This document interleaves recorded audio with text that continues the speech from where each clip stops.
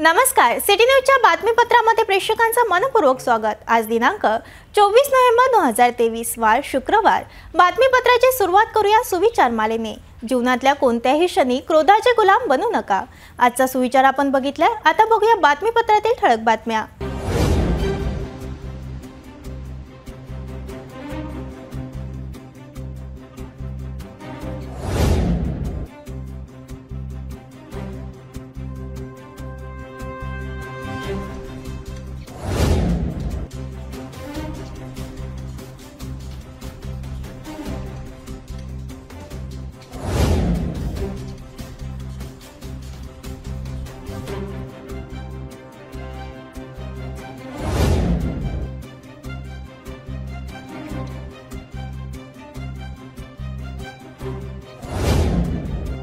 आपण ठळक बातम्या बघितल्यात, आता घेऊया छोटासा ब्रेक।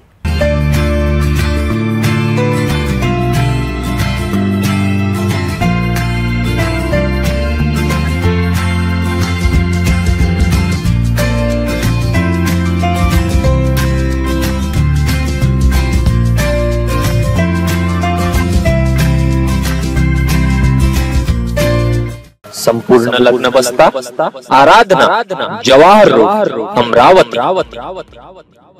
महानगरपालिका क्षेत्रातील मोकाट जनावरे सोडण्यासंबंधी सर्व पशुपालकांना सूचित करण्यात येते की सध्याच्या स्थितीमध्ये महानगरपालिका हद्दीमध्ये रस्त्यांवर तथा मानवी वस्त्यांमध्ये मोकाट जनावरांचा उपद्रव वाढलेला आहे। तसेच रस्त्यांवर जनावरांमुळे अपघात होण्याची शक्यता नाकारता येत नाही। महानगरपालिकेच्या पथकामार्फत पकडण्यात आलेले जनावर यापुढे 7 दिवस सोडण्यात येणार नाही।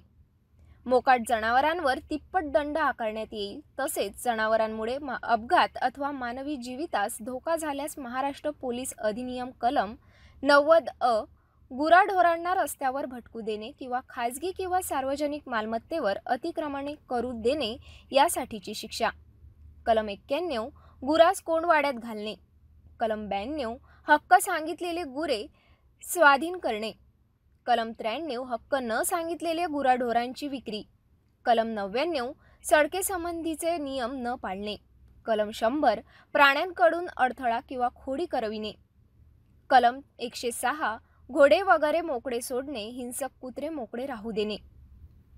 अन्वय पशुपालक यांच्यावर गुन्हे दाखल करण्यात येते। तसेच संबंधित पोलीस स्टेशन यांचे परवानगीशिवाय जनावरे सोडण्यात येणार नाही। पशुपालक यांच्यावर गुन्हे दाखल करण्यात येते। तसेच संबंधित पोलीस स्टेशन यांची परवानगीशिवाय जनावर सोडण्यात येणार नाही। महाराष्ट्र महानगरपालिका अधिनियम अनुसूची ड प्रकरण 14 कलम 22, 23, 24 अन्वय पशुपालनासंबंधी सक्षम प्राधिकरणे यांची परवानगी सादर करावी लागेल। तथा कलम 376 अन्वय तथा मनपा सर्वसाधारण ठराव क्रमांक 47 नुसार पशुपालन यांच्यावर कार्यवाही करण्यात येईल व नागरिक क्षेत्रात गुरे पाळणे अधिनियम याबाबतची अंमलबजावणी करून संबंधिताने व पालकांवर कायदेशीर कार्यवाही करण्यात येईल व होणाऱ्या आर्थिक नुकसानास महानगरपालिका जबाबदार राहणार नाही। आयुक्त महानगरपालिका अमरावती। ब्रेक नंतर बघूया सविस्तर बातम्या।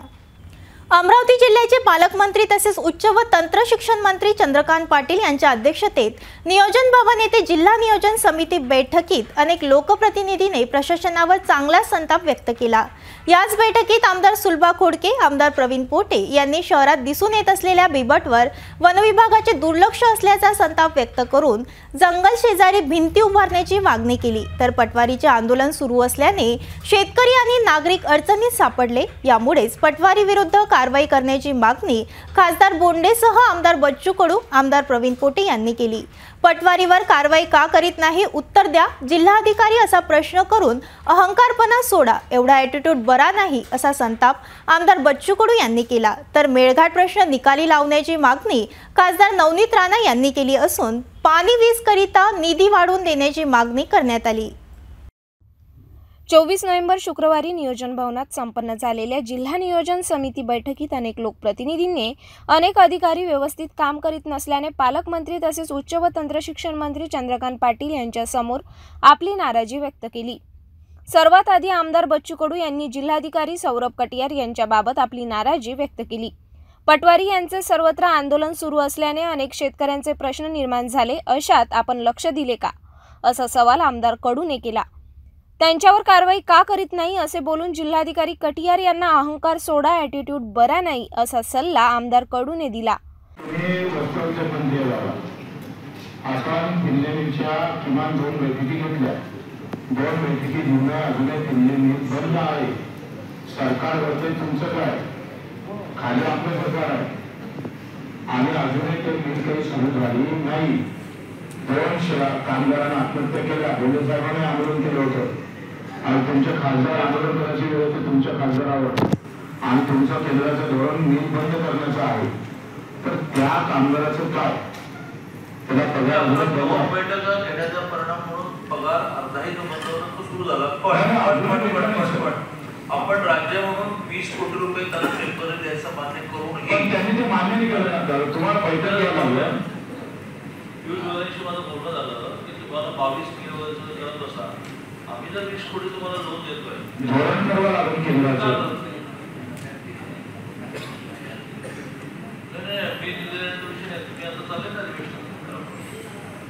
तुम्ही लवकर पावलं. मोठा उद्योग आहे. टेक्सटाईल आपण जिल्ह्याला आम्ही विधानसभेमध्ये बच्चूजींना जास्त वेळ बोलत नाही, त्यामुळे ते जास्त बोलत आहे. मला मान्य आहे, पण मला 2 विद्यापीठात कार्यक्रम आहेत. मी आपल्याला विनंती करतो सगळ्यांना की अगदी उद्यापासून आठवड्याभरामध्ये आपल्याला जी कामं हवी त्याचे प्रस्ताव द्या. आम्ही ते पूर्ण सही एक निधी तरतूद ठेवा. तर आमदार प्रवीण पोटेसह आमदार सुलभा खोडके यांनी अमरावती शहरात दिसून येत असलेल्या बिबटवर वन विभाग दुर्लक्ष करीत आहे. कोणत्या मनुष्यावर हल्ला झाला तर तेव्हा काही करणार का असा प्रश्न सादर करून जंगल शेजारी भिंत बांधण्यासाठी निधी मंजूर करण्याची मागणी करण्यात आली. ते बिलकुल कोणाच्या बापाचं ऐकत नाही. जसे की हेच सध्या राजे झाले, हे सरकारचा होत आहे असं सगळं वातावरण या ठिकाणी तयार झालेलं आहे. आम्ही 4-4दा फोन करतो. गेल्या की नाही सांगा. मग तुमच्या त्या बाया काय काम नाही करा. तुम्ही ते बाईचं नाव हे सांगतात आणि याचं नाव ते बाई सांगते. हे करायचं काय आम्ही लोकांनी? हे चालणार नाही असं. हे आज आम्ही दादाच्या याच्यात काही जास्त तुमचा समाचार घेऊन नाही आम्ही कामकाजातून बाया शब्द पडतो. मॅडम म्हणा. हा मॅडम. मॅडम म्हणजे बाया आपल्या संस्कृतीत काय शब्द वापरावे काय वापरावे आमच्या क्षेत्रात तुमची माहिती नाही. या स्तरावर नाही म्हणत.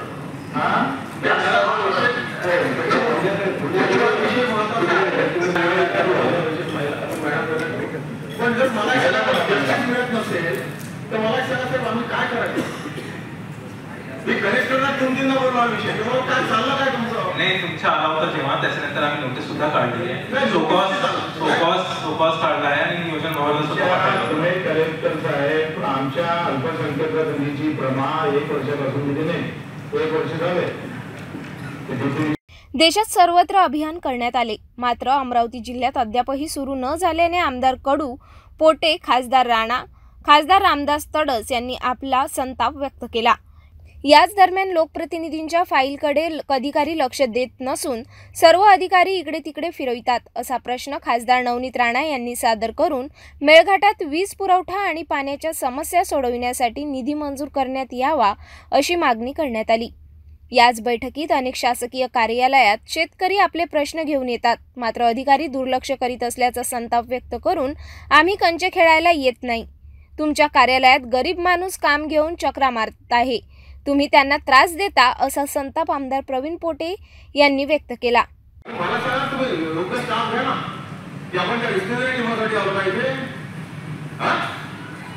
आम्ही लोकप्रतिनिधी काम करतो. पुढे आम्हाला नाली मागायला, पुढे रोड मागायला, पुढे पाणी रस्ता मागायला लागतो. हे चालणार अशा गोष्टी. आम्हाला तुमच्या ऑफिसमध्ये बोलू नका, लक्षात ठेवा. ठिको आम्ही तुमच्या ऑफिसमध्ये ज्या दिवशी पाठ होणार त्या दिवशी बरोबर होणार हे लक्षात घ्या. काम लिहिलं एकदा तुमच्याकडे आमचं निवेदन आलं, आमचा स्वतःचा आम्ही आमदार म्हणून जेव्हा पत्र देतो ते काम झालंच पाहिजे आणि त्याला 8 दिवसाचा टाइम आहे. फुटबॉलची मॅच नाही आहे आणि ना क्रिकेटची मॅच आहे. लक्षात घ्या ना तुम्ही. व्यवस्था करा तुम्ही. तुमचं म्हणणं बरोबर आहे. याच दरम्यान पालकमंत्री चंद्रकांत पाटील यांनी सर्व लोकप्रतिनिधीचे प्रश्न ऐकून अनेक विभागाचे प्रश्न निकाली लावण्याच्या सूचना संबंधित अधिकाऱ्यांना देण्यात आल्या. तर मेळघाट पाणी वीज प्रश्न निकाली लावण्यासाठी निधी मंजूर करण्यात येणार असल्याचे आश्वासन देण्यात आले. यासोबतच अमरावती शहरात जंगल शेजारी वनविभाग क्षेत्रात वॉल कंपाऊंड बांधकाम करिता निधी मंजूर करण्यात येत असल्याचे पालकमंत्री पाटील यांनी स्पष्ट केले.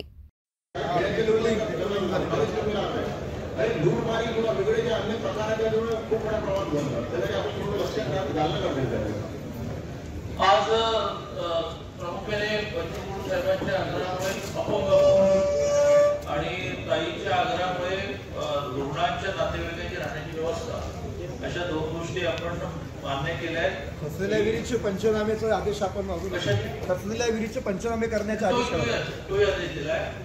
सगळ्यात मोठी गोष्ट 29 कोटीवरून 95 कोटी आपण ग्रामीण मधली वीज यंत्रणा सक्षम करण्यासाठी दिले. उद्यापासून आठवड्याभरामध्ये सगळ्या आमदारांनी आणि डीपीडीसीचे मेंबर्सने त्यांना जो कोटा अलॉट केला आहे त्याचे प्रस्ताव लवकर द्या. म्हणजे आजचं मिनिट जे आहे ते आपण ओपन देऊ. त्यात टाकलं की प्रशासकीय जायचं. आता सन्मान करायचे. या नियोजन बैठक नंतर उपस्थित माजी सैनिक दाम्पत्याचा शाल श्रीफळ मुमेंटो प्रशस्तीपत्र देऊन पालकमंत्री चंद्रकांत पाटील यांच्या हस्ते गौरविण्यात आले. अमरावतीत दिव्यांग भवनाला पालकमंत्री तसेच उच्च तंत्र शिक्षण मंत्री चंद्रकांत पाटील यांनी होकार दिल्याने आमदार बच्चू कडू यांनी प्रतिक्रियेतून त्यांचे आभार मानले. आपल्या प्रतिक्रियेतून आमदार बच्चू कडू यांनी अमरावतीला नियोजन निधी इतर जिल्ह्यापेक्षा कमी निधी असल्याने नाराजी व्यक्त करून निदान 500 कोटीची तरतूदची मागणी केली आहे. याच दरम्यान त्यांनी अमरावतीचे जिल्हाधिकारी सौरभ कटियार यांच्या विरोधात सुद्धा प्रतिक्रिया स्पष्ट केली. जिल्हाधिकारी तसा प्रामाणिक आहे पण अहंकारी आहे. जिल्हाधिकारी जर राजासारखा वागत असेल तर हम भी प्रजा है, उखाड़ के फेक देंगे अशा शब्दात आपली प्रतिक्रिया आमदार बच्चू कडू यांनी व्यक्त केली. भाऊ आज अपंगासाठी स्पेशल तुम्ही आग्रही होते आणि सभागृहाची मागणी केली आणि त्याला मान्य दिली, काय सांगा? 2 गोष्टी आहे का. एकतर विद्युतमध्ये फक्त 29 कोटीची तरतूद केली, ती होती ते 50 कोटीवर आपण केली. आपण आग्रही भूमिका होती कारण ओव्हरलोड डिप्या जास्त आहे. दुसरं दिव्यांग भवन मी पालकमंत्री असताना अकोल्याला झालं पहिल्यांदा. त्यांचं ते अमरावतीत व्हावं त्याच्यातसुद्धा पालकमंत्र्यांनी त्याला होकार दिला. त्यांचा मी आभार मानतो. पण एकंदरीत नियोजन जे आहे ते 395 कोटीचं आहे आणि पुण्याला 1000 कोटीच्या वर जातं. कोल्हापूरला सुद्धा 450 कोटी जाते. नागपूरला सुद्धा 800-900 कोटी दिल्या जाते. मग अमरावतीला एवढे कमी का? पालकमंत्री म्हणून त्यांनी या जिल्ह्याचं नेतृत्व करावं. किमान 500 कोटीपर्यंत या जिल्ह्याचं डीपीडीसीचं जे नियोजन आहे त्याची तरतूद करावी.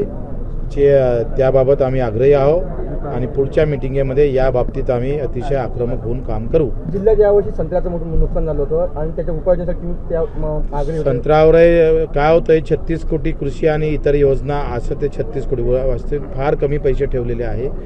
पण त्या 36 कोटीमध्ये सुद्धा संत्र्याचं जसं ऊसाचा हेड डीपीडीसीमध्ये जिथं ऊस नाही तिथेही आला, पण संत्र्याचा हेड निर्माण झाला पाहिजे आणि संत्र्यावर उपाययोजना हेड जेव्हा होईल तेव्हा होईल, पण संत्र्यावर उपाययोजना म्हणून किमान 10 कोटी रुपये तरी ठेवले पाहिजे अशी मागणी मी केली.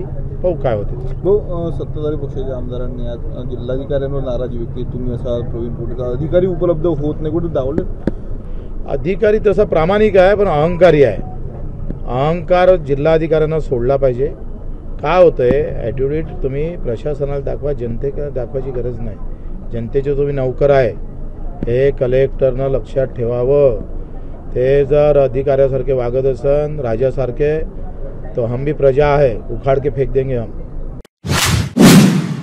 राज्याचे उच्च व तंत्र शिक्षण मंत्री चंद्रकांत पाटील 24 नोव्हेंबरला अमरावती जिल्ह्याच्या दौऱ्यावर असताना त्यांनी दुपारी अमरावती महानगरपालिकामध्ये बैठक घेऊन विविध कामकाजाचा आढावा घेतला. येथील प्रधानमंत्री आवास योजना, पाणी योजना, प्रगती पुरवठा, भुयारी गटार, घनकचरा व्यवस्थापन योजना, स्वच्छता सेवा, नियोजन मनपा निधी बाबत माहिती घेऊन मनपा आयुक्त सह सर्व मनपा अधिकाऱ्यांना सूचना दिल्या. प्रधानमंत्री घरकुल योजनेत नागरिकांना त्यांचे हक्काचे घर उपलब्ध करून द्यावे. कंत्राटदार जर काम करत नसेल तर त्यांच्यावर प्रशासकीय कार्यवाही करावी अशा सूचना सुद्धा यावेळी देण्यात आल्या. महाराष्ट्र राज्याचे उच्च व तंत्र शिक्षण, वस्त्रोद्योग, संसदीय कार्यमंत्री तसेच अमरावती जिल्ह्याचे पालकमंत्री चंद्रकांत पाटील हे 24 नोव्हेंबरला अमरावती शहराच्या दौऱ्यावर आले असता त्यांनी अनेक ठिकाणी भेटी देऊन अनेक कार्यक्रमाला उपस्थिती दर्शवली। या दरम्यान त्यांनी दुपारी अमरावती मनपा कार्यालयात दाखल होऊन येथील कामाचा आढावा घेतला। तत्पूर्वी त्यांचे मनपा आयुक्त देवीदास पवार यांच्या हस्ते स्वागत करण्यात आले।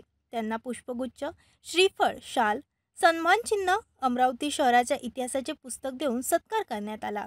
या बैठकीत पालकमंत्री चंद्रकांत पाटील यांनी महापालिकेतील अमरावती मनपा सर्वसाधारण कामकाज, प्रधानमंत्री आवास योजना, पाणी योजना, प्रगती पुरवठा, भुयारी गटार, घनकचरा व्यवस्थापन योजना, स्वच्छता सेवा नियोजन, मनपा निधीबाबत, मनपा कार्यान्वित अन्य प्रकल्प व उपक्रम विषयांवर चर्चा करून माहिती जाणून घेतली। सदर विषय त्वरित मार्गी लावावा असे यावेळी सांगण्यात आले। अमरावती शहर स्वच्छ व सुंदर करण्याच्या सूचना यावेळी त्यांनी दिल्या। आयुक्त देवीदास पवार यांनी महानगरपालिकेच्या कामकाजाची संपूर्ण माहिती यावेळी स्पष्ट केली। या बैठकीत पालकमंत्री पाटील यांनी प्रधानमंत्री आवास योजनेला अधिक गतिमान करण्याचे निर्देश दिले। ज्या तांत्रिक अडचणी येत आहेत त्या त्वरित दूर करून लाभार्थ्यांना त्वरित मदत करावी। या विभागाचे कामकाज सुरळीत सुरू असून या विभागाने युद्धस्तरावर कार्यवाही करून नागरिकांना त्यांच्या हक्काचे घर उपलब्ध करून द्यावे। कंत्राटदार जर काम करत नसेल तर त्यांच्यावर प्रशासकीय कार्यवाही करावी असे आदेश सुद्धा देण्यात आले। सदर बैठकीत अमरावती शहरातील भुयारी गटार योजनाबाबत यापुढे मनपाचे समन्वय साधून ही योजना पूर्णत्वास नेण्याबाबत आदेशित केले। महाराष्ट्र प्रशासनाने प्रॉपर्टी चेंबर जोडण्यासाठी निधी दिलेला आहे। नागरिकांनी प्रॉपर्टी चेंबरचे कलेक्शन भुयारी गटाराशी जोडणे आवश्यक आहे। त्यासाठी पुढाकार घेऊन संबंधित घरमालकाला सदर कनेक्शन करण्यासाठी सूचित करावे। ज्या भागात भुयारी गटाराचे काम झाले आहे त्या भागातील सगळे कनेक्शन झाले पाहिजे। यासाठी प्रशासनाने पुढाकार घेऊन ही योजना गतिमान करावी। कनेक्शन करण्यासाठी नागरिकांना समजून सांगावे व त्यांना कनेक्शन करण्यासाठी आवश्यक ते प्रयत्न करावे। सदर योजना कार्यान्वित झाल्यास अनेक फायदे होणार आहे। भविष्यासाठी हा सर्वात महत्त्वाचा विषय आहे। प्रॉपर्टी कनेक्शन झाले पाहिजे यासाठी त्वरित नियोजन करावे अशा सूचना यावेळी त्यांनी दिल्या। या योजनेसंदर्भात नागरिकांमध्ये जागरूकता निर्माण करून या योजनेचे फायदे त्यांना समजून सांगून या योजनेला पूर्णत्वास न्यावे। भुयारी गटार योजना येणाऱ्या काळात पूर्णत्वास नेण्यासाठी संपूर्ण प्रयत्न केले जातील असे यावेळी त्यांनी स्पष्ट केले। या बैठकीत खासदार अनिल बोंडे, आमदार प्रवीण पोटे पाटील, जिल्हाधिकारी सौरभ कटियार, महानगरपालिका आयुक्त देवीदास पवार, उपायुक्त जुम्मा प्यारेवाले, माजी महापौर संजय नरवणे, माजी महापौर चेतन गावंडे, माजी उपमहापौर कुसुम साऊ, माजी स्थायी समिती सभापती तुषार भारतीय सह अनेक माजी नगरसेवक, माजी नगरसेविका, मनपा अधिकारी, कार्यकर्ते मोठ्या संख्येने उपस्थित होते।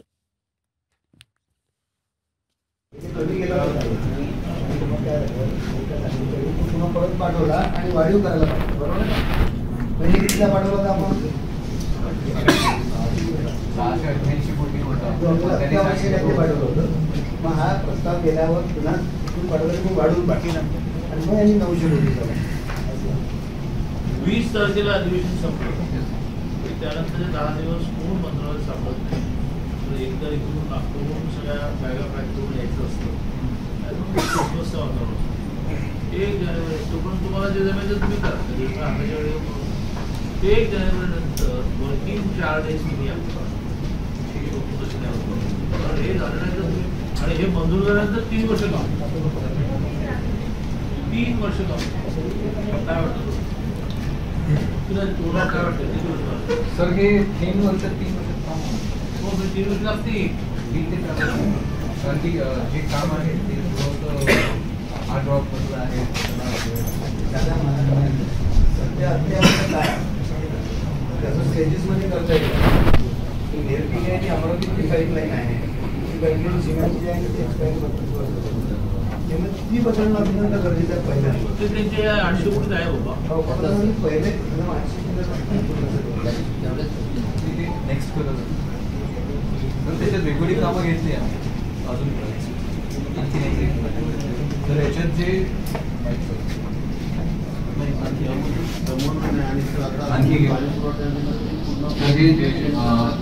कन्सेंट आहे याच्यात दुसरं आणि तिसरं जे आहे ते महत्वाचं आहे। तिसरं जे आपण आता म्हणतात PSC लाईन जी आहे सिमेंटची ती आहे त्याला 400 कोटीचं एक बजेट आहे आणि दुसरं जे MST लाईन जी आहे ती सुद्धा आता जुनी झाली आहे तर त्याच्यासाठी 200 कोटी. याच्यामध्ये होते काय सर, आता सध्या माझ्याकडे 8 पंप आहेत, त्याच्यातले 5 मी ॲट अ टाइम सुरू करू शकतो. आम्ही पंप बदलवले पण ते जर सुरू केले तर मागच्या वेळी 4 वेळा असा प्रसंग झाला आहे की PSC लाईन फुटली आणि त्याला दुरुस्तीला 2 दिवस लागतात, पण त्याच्यानंतर जो डिस्टर्बन्स होतो तो आवरायला आपलं थोडा वेळ लागतो. मी आता दुसऱ्यावरती म्हणाल्याप्रमाणे समजा आपण तुमच्या सिमेंटच्या पाईप बदलण्यातून सुरुवात केली, हो त्याचं एस्टिमेट वेळ काय सर? मी तसंच म्हणजे उपांगावाईजच केलं आहे. 400 कोटी असतं, 405.76 जे आहे दशलक्ष आहे ते 40,000.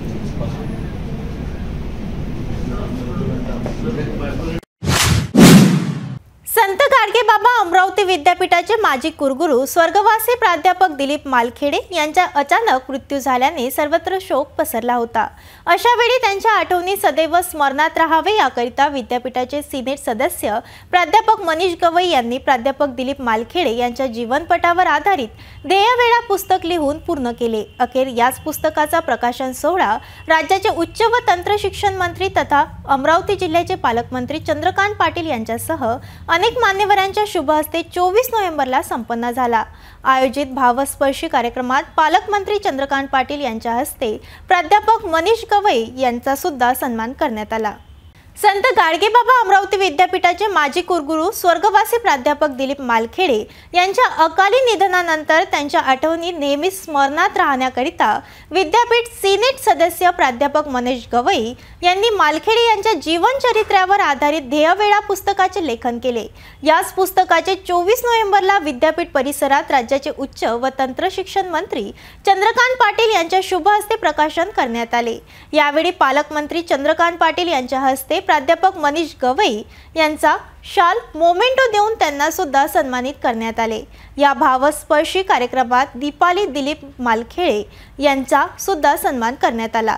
पुस्तक प्रकाशन कार्यक्रमाला राज्यसभा खासदार डॉक्टर अनिल बोंडे, आमदार प्रवीण पोटे, आमदार प्रताप अडसर, कुलसचिव तुषार देशमुख, प्राध्यापक दिनेश सूर्यवंशी सह अनेक मान्यवर सह शेकडो नागरिक उपस्थित होते.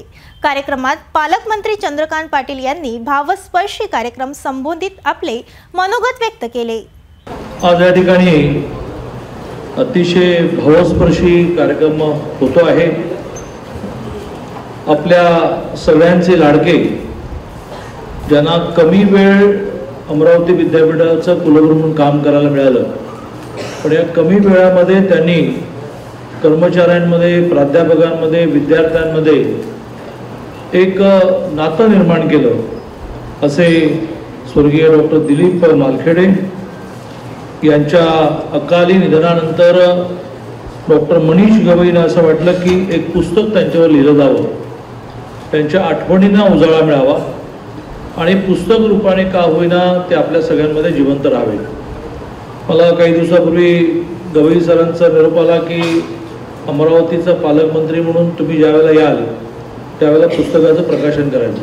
मी त्यांना म्हटलं की मी पहिल्या प्रवासातच येतो, कारण तुम्ही इतकी मेहनत घेऊन त्यांच्या आठवणी गोळा केल्या असाल तर त्या आठवणी लोकांसमोर लवकर येणं आवश्यक आहे. अमरावती शहरातील वेगवेगळ्या पोलीस स्टेशन हद्दीत झालेल्या घरफोडीच्या घटना राजापेठ पोलिसांच्या प्रयत्नाने उघडकीस आल्या आहे. राजापेठ पोलिसांनी रेकॉर्डवर असलेल्या तिघांना ताब्यात घेतले असता चोरट्यांनी 3 पोलीस स्टेशन हद्दीतून चोरी केल्याची कबुली दिली आहे. पोलिसांनी 3 आरोपी करून चोरीचा तब्बल 3,83,510 रुपयांचा ऐवज जप्त करण्यास यश मिळाले आहे.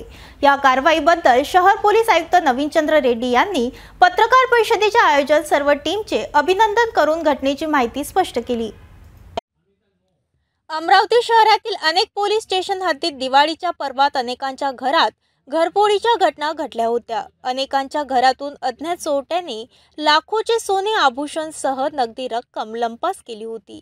याच घटनेच्या तपासात असताना राजापेठ DB पोलिसांना मुख्य आरोपीचा शोध लावण्यास अखेर यश प्राप्त झाले. राजापेठ पोलीस निरीक्षक सीमा दताळकर यांच्या नेतृत्वात डीबी पोलिसांनी सराईत गुन्हेगारांना ताब्यात घेऊन त्यांना पोलिसांच्या भाषेत विचारणा केली असता तिघांनी अनेक ठिकाणी चोरी केल्याची कबुली दिली। यात राजापेठ पोलिसांनी भीमनगर राहणारा 42 वर्षीय शंकर सुभाष बनसोड, केडियानगर रहिवासी 19 वर्षीय परमेश्वर अशोक सुखदेवे तर चौरेनगर राहणारा 27 वर्षीय पंकज राजू गुंडाने या तिघांना मोठ्या शितापीने ताब्यात घेऊन त्यांच्याकडून चोरी केलेले 20 नग चांदीच्या तोड्या, 20 जोडी चांदीचे बिछवे, 19 चांदीचे सिक्के, एक दुचाकी, 33 ग्राम सोन्याची लगडसह नगदी 1560 रुपये असा एकूण 3,83,510 रुपयांचा एवज जप्त करण्यात आला। यातील आरोपी पंकज राजू गुंडाने हा नागपूर कारागृहातून सुटका होऊन आल्यावर त्याने अमरावती शहर ग्रामीणसह नागपूर शहरात घरफोडी केल्याची पोलिसांना कबुली दिली आहे। तीनही आरोपींनी राजापेठ पोलीस स्टेशन हद्दीतील 3 वेगवेगळ्या ठिकाणी तर बडनेरा, नांदगावपेठ पोलीस स्टेशन हद्दीत घरफोडी केल्याचे स्पष्ट झाले। ताब्यात आलेल्या 3 आरोपीकडून PCR दरम्यान आणखी घरफोडीच्या घटना उघडकीस येण्याची शक्यता पोलिसांनी वर्तवली आहे। यशस्वी तपास केल्याने शहर पोलीस आयुक्त नवीनचंद्र रेड्डी, उपायुक्त सागर पाटील यांनी राजापेठ डीबी पोलिसांचे अभिनंदन केले आहे। पोलीस स्टेशन राजापेठच्या अंतर्गत जे आहे घरफोडीचे काही गुन्हे घडले होते दिवाळीच्या दरम्यान आणि त्यानंतर आणि त्यापूर्वीसुद्धा शहरात काही घरफोडीच्या घटना घडल्या होत्या। राजापेठ डीबी चे पथक आणि पोलीस निरीक्षक यांच्या मार्गदर्शनाखाली जे आहे काही गुन्हेगारांना पकडण्यात आलेलं आहे, जे की सराईत घरफोडी करणारे आहेत आणि अशा गुन्हेगारांकडून अनेक गुन्हे जे आहे घरफोडीचे उघडकीस आलेले आहेत आणि मुद्देमालसुद्धा रिकवर झालेला आहे। तर ते अशा जे आहेत गुन्हेगारांना PCR घेऊन अधिक तपास करत आहेत आणि ह्या राजापेठ व्यतिरिक्त बडनेरा, नांदगावपेठ, गाडगेनगर या हद्दीतले सुद्धा घरफोडीचे गुन्हे डिटेक्ट झालेले आहेत। ही यशस्वी कामगिरी शहर पोलीस आयुक्त नवीनचंद्र रेड्डी, उपायुक्त सागर पाटील यांच्या आदेशाने सहाय्यक पोलीस आयुक्त कैलास पुंडकर, शिवाजी बचाटे यांच्या मार्गदर्शनात राजापेठ पोलीस निरीक्षक सीमा दाताळकर यांच्या नेतृत्वात पोलीस उपनिरीक्षक गजानन काठेवाडे, डीबी पोलीस गंगाधर जाधव, छोटेलाल यादव, मनीष करपे, सागर सरदार, निलेश गुल्हाने, दिनेश भिसे, प्रशांत गिराडे, दिनेश मोहरील, शेख वकील गणराज राऊत, पंकज खटे, पांडुरंग बुधवंत यांनी केली। भेटूया एका छोट्याशा विश्रांतीनंतर।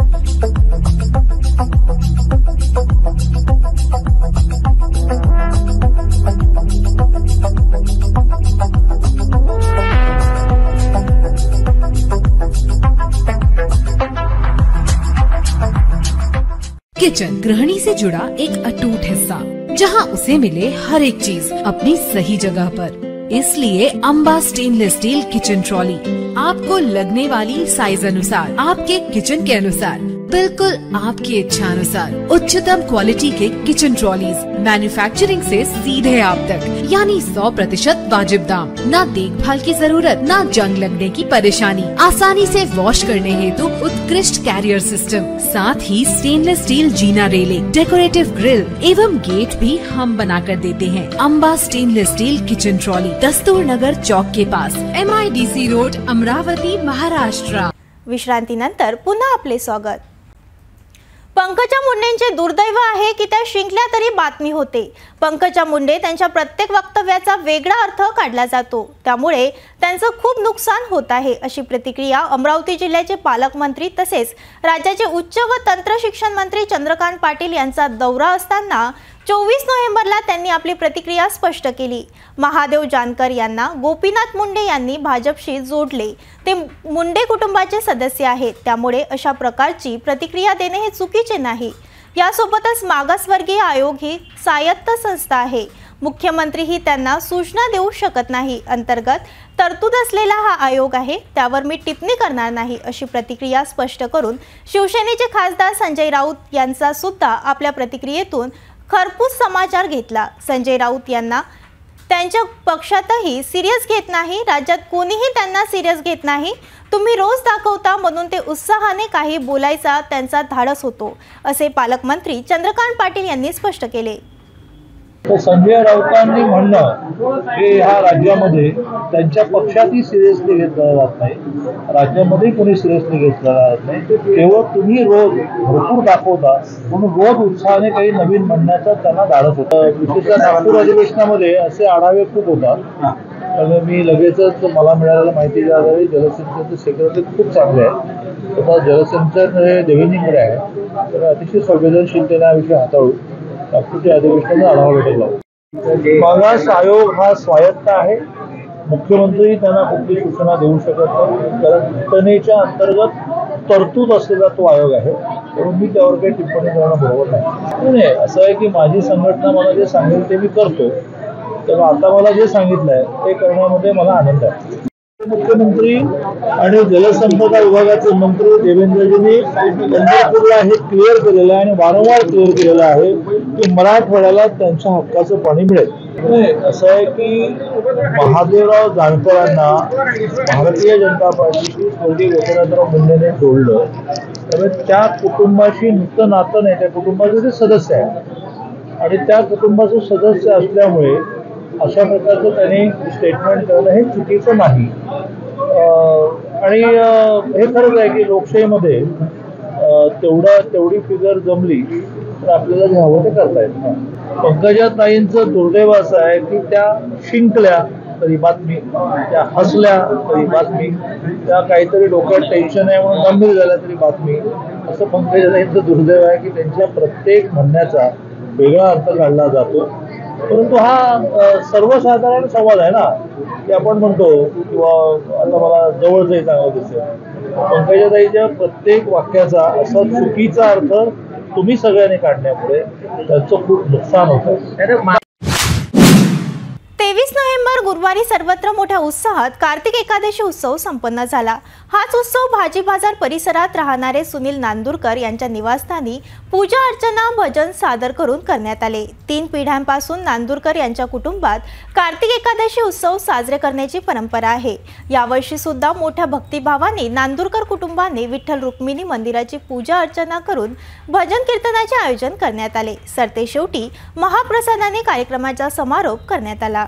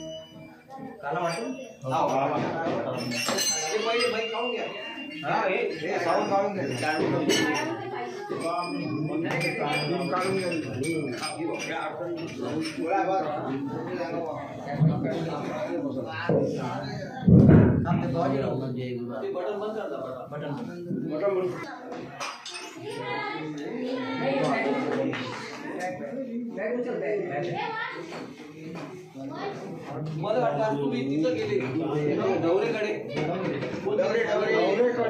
आम्ही वाटत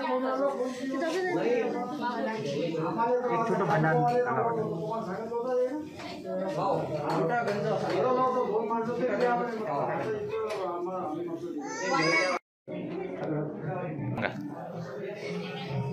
सुनील नांदुरकर, आमचं नांदुरकर वाडा भाजी बाजार अमरावती खामगाव बँकेसमोर. तर हा कार्यक्रम जवळपास 3 पिढ्यापासून चालू आहे. कार्तिक एकादशीला मोठा कार्यक्रम असतो आणि आषाढीला एक छोटा कार्यक्रम असतो. माझे आजोबा कार्तिक एकादशीला म्हणजे द्वादशीला वारले होते, तर त्यांच्या पुण्यतिथीनिमित्त हा मोठा कार्यक्रम करतो आम्ही. आणि तसा कार्तिक मासामुळं कार्तिक समाप्ती पण आणि पुण्यतिथी पण असे दोन्ही मिळून हा कार्यक्रम आम्ही 3 पिढ्यापासून चालू आहे.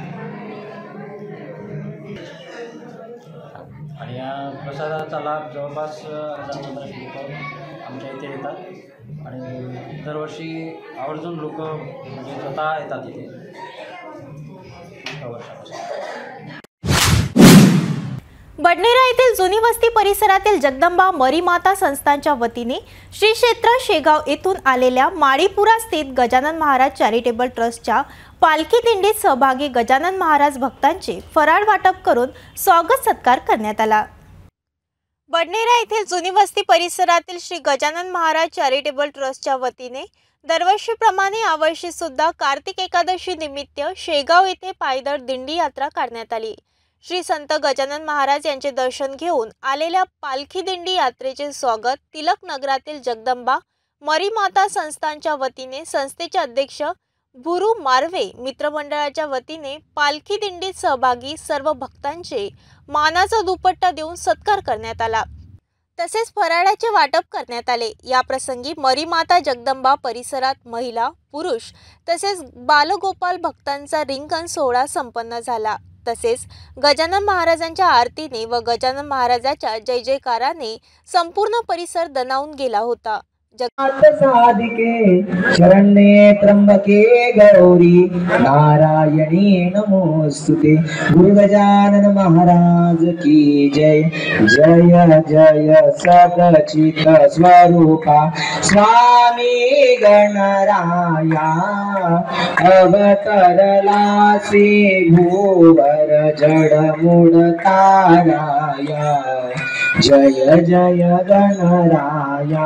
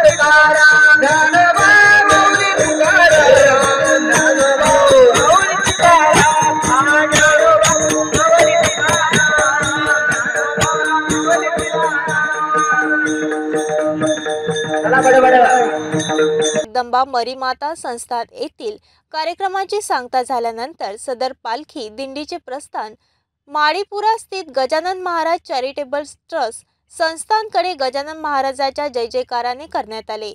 या आयोजित कार्यक्रमाकरिता संस्थानचे अध्यक्ष भुरू मार्वे मित्रमंडळाचे सर्व कार्यकर्त्यांनी अथक परिश्रम घेतले.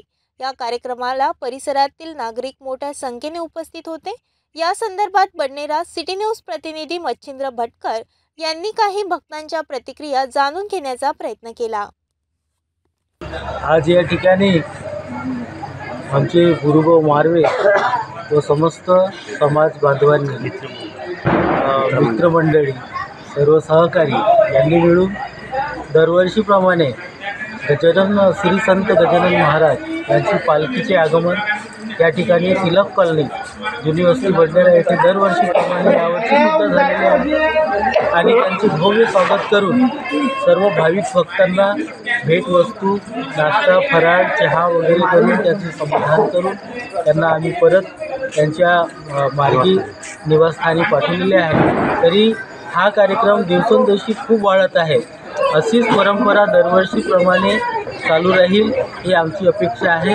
एवढे बोलून मी माझे दरवर्षीप्रमाणे यावर्षीसुद्धा गजानन महाराजांची जी पालखी इथून बंजारातूनच शेगावी जाते आणि परत येताना या ठिकाणी स्वयंभू जगदंबा परिवार मंडळ बंजारा तिलकनगर या ठिकाणी येऊन गेल्याने त्यांचा मान सन्मान करून स्वयंभू जगदंबा परिवार मंडळातर्फे किती वर्षापासून हे परंपरा चालू आहे. बंडारा इथून शेगावची वारी त्याने येता त्यांच्या आम्ही अल्पोपहाराने स्वागत करतो आणि काही आमचे सर्व मंडळातर्फे काय त्यांना भेट देऊन त्यांचं समाधान करतो. ते सदैव चालू द्या अशी आमची अपेक्षा आहे आणि सदैव असे चालूच राहणार एवढं मी बोलून आपले 2 शब्द संपवतो. श्री क्षेत्र शेगावीच्या राजाच्या दर्शनाला निघालेल्या पालखी यात्रेत अमरावती मतदारसंघाच्या आमदार सुलभा खोडके सहभागी होऊन त्यांनी पालखीचे दर्शन घेऊन पालखी यात्रेत अनेक अंतरापर्यंत सहभाग घेतला. या दरम्यान सकाळी पंचवटी चौक येथे श्री गजानन महाराज यांच्या पालखीचे आगमन झाले. यावेळी आमदार खोडके यांच्या हस्ते पालखीची पूजा अर्चना करून दर्शन घेतले. अमरावती येथे गेल्या 20 वर्षापासून श्रीच्या दर्शनासाठी शेगाव येथे जाण्यासाठी अमरावती ते शेगाव पायी वारीचे आयोजन करण्यात येत आहे. शुक्रवारी दिनांक 24 नोव्हेंबर 2023 रोजी सकाळी तपोवन स्थित योगीराज नगर येथील स्वर्गीय श्रीकांतराव कृष्णराव चावजी यांच्या निवासस्थान येथून श्री क्षेत्र शेगाव येथे जाण्यासाठी पालखीचे प्रस्थान झाले. याचवेळी 24 नोव्हेंबरला सकाळी पंचवटी चौक येथे श्री गजानन महाराज यांच्या पालखीचे आगमन झाले. यावेळी आमदार सुलभा खोडके यांच्या हस्ते ब्रह्मांड नायक संत श्री गजानन महाराज यांच्या प्रतिमेस पूजन वंदन माल्यार्पण करण्यात आले. यावेळी श्रीची आरती करण्यात आली. या दरम्यान आमदार सुलभा खोडके यांनी श्रीच्या चरणी नतमस्तक होऊन सर्व भाविक भक्तांचे मनोरथ पूर्ण करण्यासाठी प्रार्थना केली.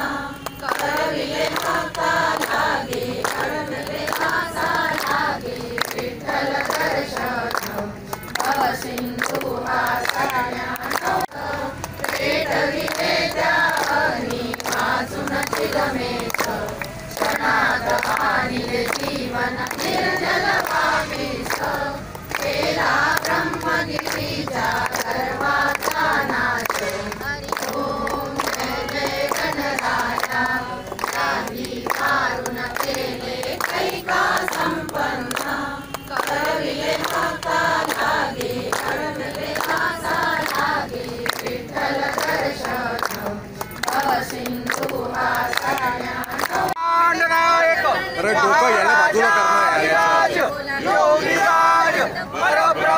फोटो काढून घे 2-4 पहिले.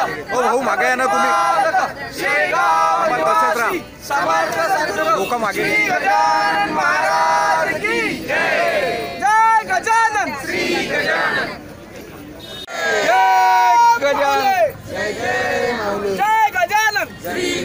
यावेळी वंदना चावजी यांच्या हस्ते आमदार सुलभा खोडके यांचा शाल श्रीफळ देऊन सत्कार करण्यात आला.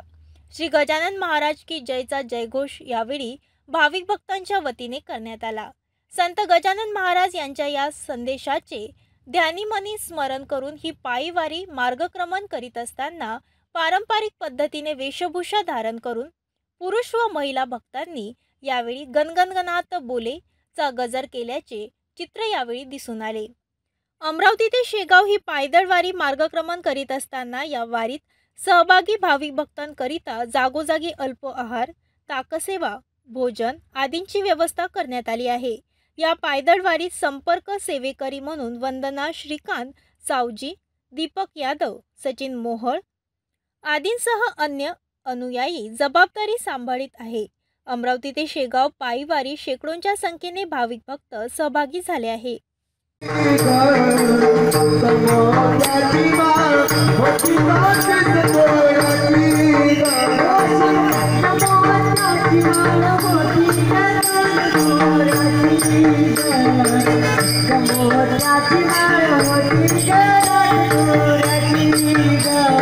Thank you.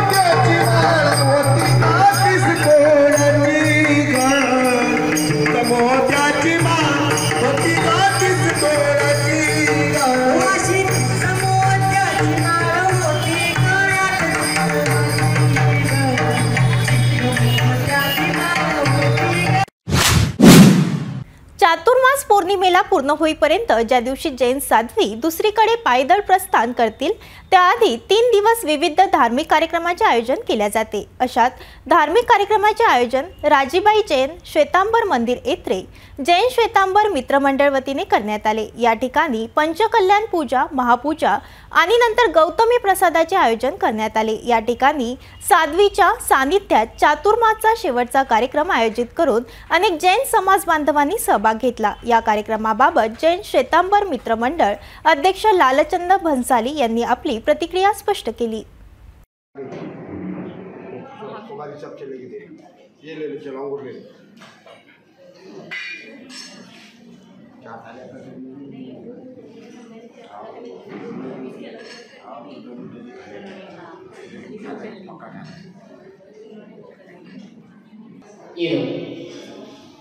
यहाँ से एक शेड का इसमें मेरे को पूछना ना, वहाँ डायरेक्ट मत करो, है ना। चलिए पूरी ले लो, इनके लिए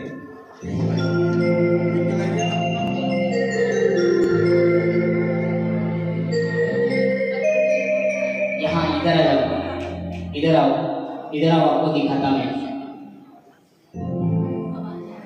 वहाँ से चालू करना है, ठीक है ना।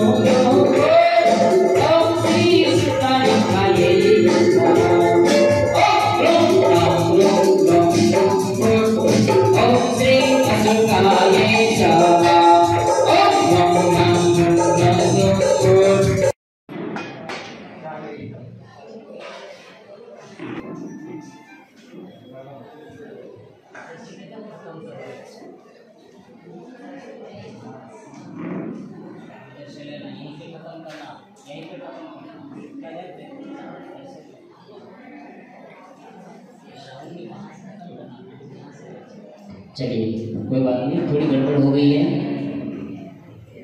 वो जो भी गलती हुई मेरे सर पे लूँगा, ठीक है। चलिए यहाँ से यहाँ तक, यहाँ पे खत्म करना है, वो यक्ष का वहाँ पर खत्म करना था, ठीक है ना। यहाँ यक्षिणी का यहाँ पर खत्म करना। चार एक ही बहना जाए, एक ही 3-4 मत करो, एक आ जाओ। 3-4 थाली बना के दे ही मत, बहुत सारे पूजन पीछे पड़े हुए हैं। वो कौन सा दिन यक्षिणी का बाकी है?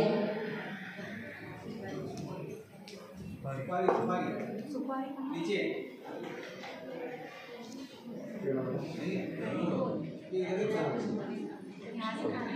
अलग अलग थाली करवाई थी ना मैंने, मैंने अलग अलग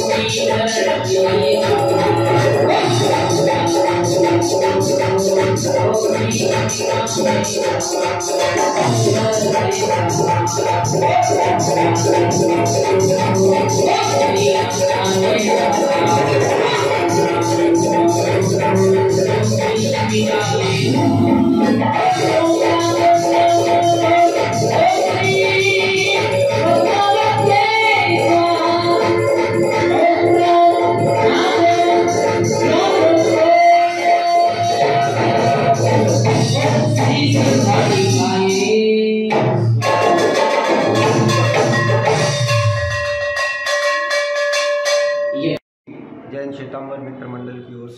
मैं लालचंद बंसाली अध्यक्ष। आज हमारे यहाँ सिद्ध चक्र महापूजन का आयोजन किया गया है। सही में ये चातुर्मास जब पूर्णिमा को पूर्ण होगा, जिस दिन हमारे साध्वी जी यहाँ से विहार करके पैदल अपने दूसरे गांव की ओर प्रस्थान करेंगे, उसके पहले ये 3 दिन का त्रियानी का महोत्सव रखा है। कल पंचकल्याणक पूजा थी, आज सिद्ध चक्र महापूजन और कल फिर से एक पूजन रखा हुआ है। और आज के दिन पूजन के बाद में गौतम प्रसादी का भी आयोजन संघ के लिए किया गया है। तो साध्वी जी के सानिध्य में ये इस चातुर्मास का आखिरी कार्यक्रम रहेगा। तो सभी से निवेदन करता हूँ कि इस कार्यक्रम में पधारे और बहुत बहुत कार्यक्रम की शोभा बढ़ावे। और पूर्णिमा के दिन सुबह शत्रुंजय पट के भाव यात्रा के लिए सभी पधारे। धन्यवाद। परराज्यातून अमरावतीत मोठ्या प्रमाणात गोवंशाची तस्करी होत असल्याचे शिरखेड पोलिसांनी कारवाई केल्याने पुन्हा उघड झाले आहे। अमरावती शहरात दाखल होणाऱ्या ट्रकमध्ये 2 टप्पे बांधून त्यात 54 जनावरे कोंबून नेली जात असल्याची माहिती मिळताच शिरखेड पोलिसांनी धाव घेतली। या दरम्यान पोलिसांनी तात्काळ सापळा रचून ट्रक अडवून तिघांना ताब्यात घेतले। ट्रकची पाहणी करून त्यात कोंबून नेत असलेल्या 54 जनावरांची सुटका करण्यात आली। या प्रकरणी 3 आरोपींना अटक करून शिरखेड पोलिसांनी 24 लाखांचा मुद्देमाल जप्त केला आहे। अमरावती जिल्ह्यात मध्य प्रदेश राज्यातून अनेक वेळा कतलीकरता गोवंशाची तस्करी होत असल्याने याआधी अनेक पोलीस स्टेशन हद्दीत पोलिसांनी कारवाई केल्या। अशातच 24 नोव्हेंबरला सकाळी पुन्हा शिरखेड पोलिसांनी अमरावती मोशी रस्त्यावर छापा टाकून आयशर ट्रक ताब्यात घेऊन तब्बल 54 गोवंशाला जीवनदान देण्यात आले। सकाळी शिरखेड पोलीस गोराला जवळ पेट्रोलिंग करीत असताना मोशी अमरावती रोडवर मध्य प्रदेश येथून येत असलेला CG07 CK 9782 क्रमांकाचा आयशर ट्रक शिरखेड पोलिसांनी सापळा रचून ताब्यात घेतला। पोलिसांनी ट्रकची पाहणी केली असता ट्रकमध्ये गोवंश जनावरे निर्दयतेने कोंबून कतली करता नेत असल्याचे आढळून आले। ट्रकमध्ये लाकडी पाटल्यांचे डबल लेअर केलेले आढळून आले असता तब्बल 54 जनावरांना बाहेर काढून जीवनदान देण्यात आले। या कारवाईत 54 गोवंश जनावरे किंमत 8,55,000 रुपये, ट्रक किंमत 16 लाख रुपये असा एकूण 24,55,000 रुपयांचा माल पोलिसांनी जप्त केला। पोलिसांनी आरोपी अलाउद्दीन रजाक खान वय 39 वर्ष, राहणार बडीहोली सारंगपूर, जिल्हा राजगड मध्य प्रदेश, उस्मान खान मजीद खान वय 30 वर्ष, राहणार मुखेलवाडी सारंगपूर, तालुका सारंगपूर, जिल्हा राजगड मध्य प्रदेश, बादशाह खान खुदाबख्श खान वय 33 वर्ष, राहणार गावपल्ला, तालुका नूह, जिल्हा नूह, हरियाणा या तिघांना ताब्यात घेऊन त्यांच्या विरुद्ध गुन्हे दाखल करण्यात आले। ही कार्यवाही अमरावती ग्रामीण पोलीस अधीक्षक विशाल आनंद सिंगुरी, अप्पर पोलीस अधीक्षक विक्रम साडी यांच्या आदेशाने SDPO मोर्शी डॉक्टर निलेश पांडे यांच्या मार्गदर्शनात शिरखेड पोलीस निरीक्षक सूरज तेलगोटे यांच्या नेतृत्वात पोलीस कर्मचारी गजानन तिजारे, संजय वाघमारे, नितेश वाघ, श्रीनाथ यांनी केली। जाता जाता पुन्हा एकदा आजच्या ठळक बातम्या।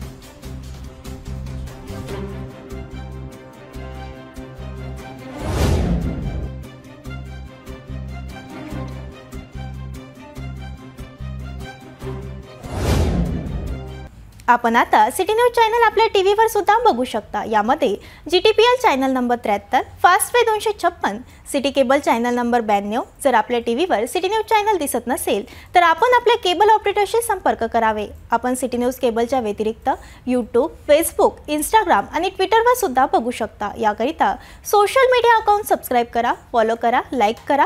YouTube अकाउंट सबस्क्राइब करण्याकरता सबस्क्राइब बटनला क्लिक करा आणि बेल आयकॉन दाबायला विसरू नका, कारण सर्वात आधी समाचार आपल्यापर्यंत पोहोचणार आहे। तसेच सिटी न्यूजचे फेसबुक पेज लाईक करा, Instagram आणि ट्विटर हँडल फॉलो करा। आपण WhatsAppवर सुद्धा सूचना देऊन न्यूज प्राप्त करू शकता। WhatsApp नंबर खाली स्क्रीनवर येत आहे। हे बातमीपत्र एवढ्यातच थांबूया. पुन्हा भेटूया नवीन घडामोडीसोबत.